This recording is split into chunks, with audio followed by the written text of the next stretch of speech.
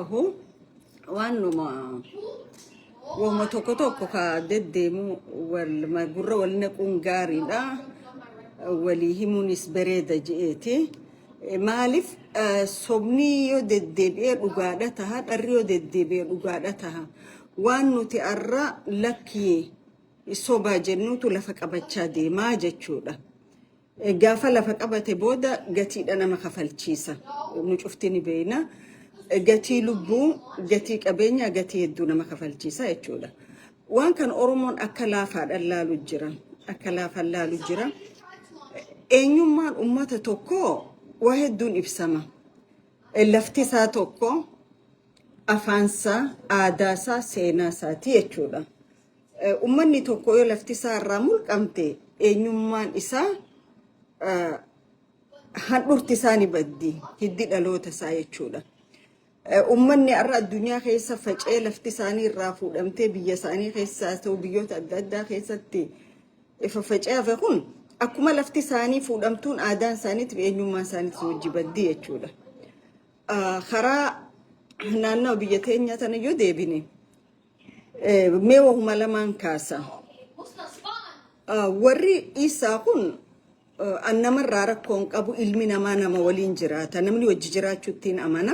Haga daangaa waliittiin dabarretti, haga kabajaa eenyummaa walii eegetti, haga aadaa ta'e balleessiti ya fudhadhu hin jennetti, haga eenyummaa kee mulqii ya fudhadhu hin jennetti, haga lafatana lafati je'ee lafatti jiraachuu jiru tana namu rabbiin ilma nama hoggaamu qubsuma wajji uume qaba.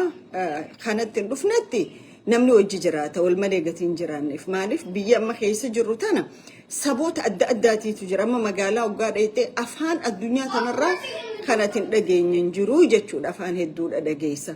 Soomaaliin jechuu barbaade gaafa warri isaa kun naannawa Afar weeraran Afar maaliifii fi lafatiyya hin qabattanii lafti tun eenyummaa kiyyaa kabajaa eenyummaa kiyyaa dhuftanii jee firraa deebisee jechuudha warri Afar kun jechuudha. Maaliif namni tokko dignity eenyummaa isaatirratti waan hin seem no negotiation hin godhu jechuudha. Eenyummaa isaa lafa isaatirratti warri Afar firraa dhaaban jechuudha.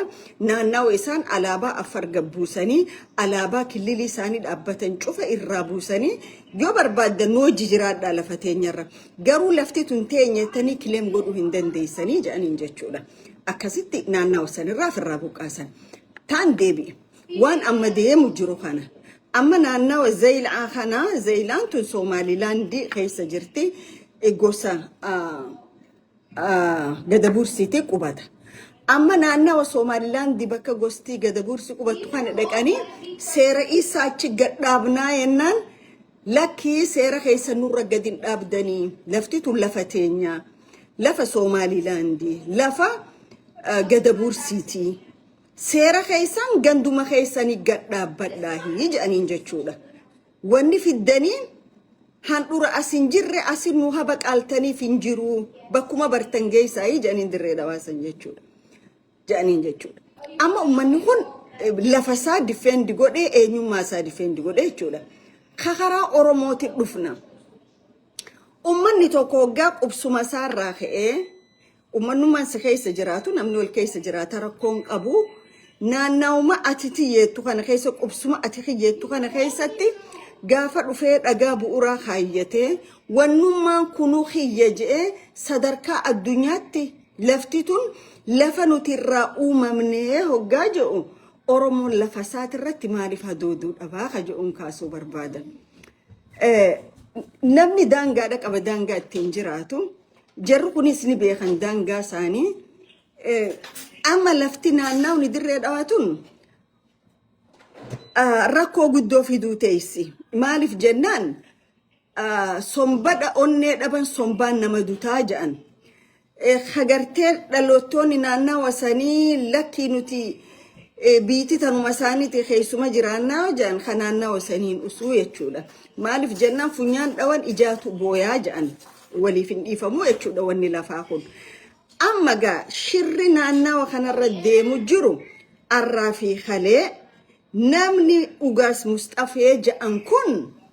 Mustafaa jedhan kun naannawa dirree dhawaa kanatti إيسا سوماليا جرو جبوتي جرو بكا أدى جرو يامي مقالة دري دواخيسة والقين إني قيسا جرو أران كيغان إلى شنينا خجوكن ولا بما بيتينيا إيغن خجوكن ولا بما بيسا دانغان سا إلى إيستي أرومون نانا وسنجرتو ولد دفتي والقاي قد جانجرتو والقاي اللي قد أجو خطيقي سنة تنفكاتو يتشودا قرو إسان بكايو واليامني لفئيسا هندورتين جري دري دواخيسة والقاي قد جيفة جاجراني تو ميديا ساني تريا آجرا جتشودا ilmi nama namni biyyasa namni uffata qullaa baafatee magaalaa walakkaa dhaabbatee fi namni biyyan qabne tokko jechuudha. Maaliif wanni biyyummaa kun Oromoo biratti akkana laafaadhaan laalama? Okay. Yoo waan tokko ja'an YouTuberoota namarra bobbaasanii jechuudha. YouTuberoota biyya dhiisi haadha isaanii ta'e isaan deesseefu hadooddiin qabne jechuudha. Haadha isaanii ta'e isaan deesseefu jaalalaaf quuqaman qabne jechuudha.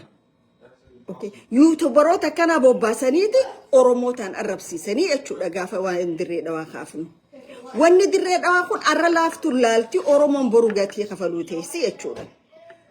Sanib dhabe arra Central Committee ONLF tokko Ogaden Liberation Front tokko falmin keenya haga lafti Somali tarnurraa fuudhamte cufanu deebitutti qabsoo goonaa je lafti teenya haga hawaashi je haga hawaash sangeenyutti laata Oromoon hawaashi gadiitun lafti si'eessa biiti si'eessa eenyummaan isiyoo maali hajuun nama geesse jechuudha. Warri OPDOdha waan kana qumaara siyaasaa itti Oromoon cabsitan gootanii laalaa jirtan. Baargeenii itti yookaan gaaza Ogaden san baafattan yookaan warra Soomaalii kana gawwoomsinaa maal jettanii ilaaltanidha. Garuu mootummaan tokko ni kufaa uummanni ni jiraata. Ummata hafu kanaatu gatii kafaluu ta'a jechuudha. Ummata Oromoo kana gatii kafaluu ta'a as keessatti. Okay? Gaafa ilmaan Oromoodha magaalaa dirree dhawaa keessatti silent godhanii namichi tika dirree dhawaatii fi YouTuberoonni Oromoo xiqqoo dammaqiinsa qabu halkan mana fuudhanii mana hidhaa geessan Oromoo maaltu itti dhagame? What is going on inside dirree dhawaa? Maaltu deemaa jira? Namichi paartii biltsiginnaa dirree dhawaadhaa itti gaafatamaan san maal godhaa jira? Oromoo irratti maal hojjechaa jira? Warri Gadabuursi waan tokko saaxilan arra wanni isaan saaxilan maali? Buuga reer isee ja'an kana ha'amma buuga reer isee ja'an ha'amma zeeylaadhatti isaanii fi Gadabuursi itti wal qabanii jiran kana abbaan waan kana fandi godhee deemu Adam Farahii ja'an jechuudha. Adam Farah itti gaafatama ministeera Itoophiyaa kaifin jedhu kana jechuudha. Dirree dhawaati irrattis warri shira kana xaxaa jiru Adam Farah lakkoofsa tokkoffaadha jechuudha. Okay. Gaafa dirreen dhawaa jirtu ni yaadattan seenaa keessatti aadaan Oromoodha dirree dhawaa keessa bara jalqabde. Akkanuma ka'e namni aadaa Oromoon jalqabne. Qabsoo haawwan keenyaa fi abbootii teenya godhaniini gaafa sochii afran qalloosan aadaan Oromoo dirree baate jechuudha. Arra aadaa Oromoo dhoysanii aadaan Soomaalii agarsiifamtu godhaa jiranii jechuudha. Okay. Aadaa saamamaa jirraa jechuudha. Karaa kaaniin kitaaba isaanii khaleellee jedhan kana deebi'e. Laala kitaaba isaanii ka isaan aadaa isaati jedhanii baafatan. Maaltu abbootii gadaa karrayyuutii fi dhiichisa keenya ka aadaa karrayyuu maaltu kitaaba isaaniitti irra kaa'e. Hayyuu waan kana qoratu ni jira. Hayyoonni warri gammaa study association biyyaa ka ja'ansan warri qorannoo biyya sanii qorannoo dabaa biyya sanii qoratu kun bakka warri isaa ka isin dirree dhawaatti dhagaa bu'uuraa dhaabdaniif kun kitaaba isaanii san keessatti aadaa Oromoota karrayyuu teenya jedhanii jiruun aadaa teenya dhaalanii akkamitti addunyaarra galmeeffachuu danda'an. Hayyoottan karrayyuutis kana gaafachuu qaban. Maaliif kitaaba isaanii keessa gatii jiruuf jechuudha. Gatii kalee magaalaa Zeeyilaa irratti takkaan xaleexalaan peeji bananii garsiisanii jechuudha. Wannichi keessa jiru aadaa Oromooti. Okay. Eega aadaa Oromoo garsiifatan isaan Oromoodha maaliif maqaa biraatiif yaamanii lafa Oromoo weeraruun barbaachise hoo? مو أكما وري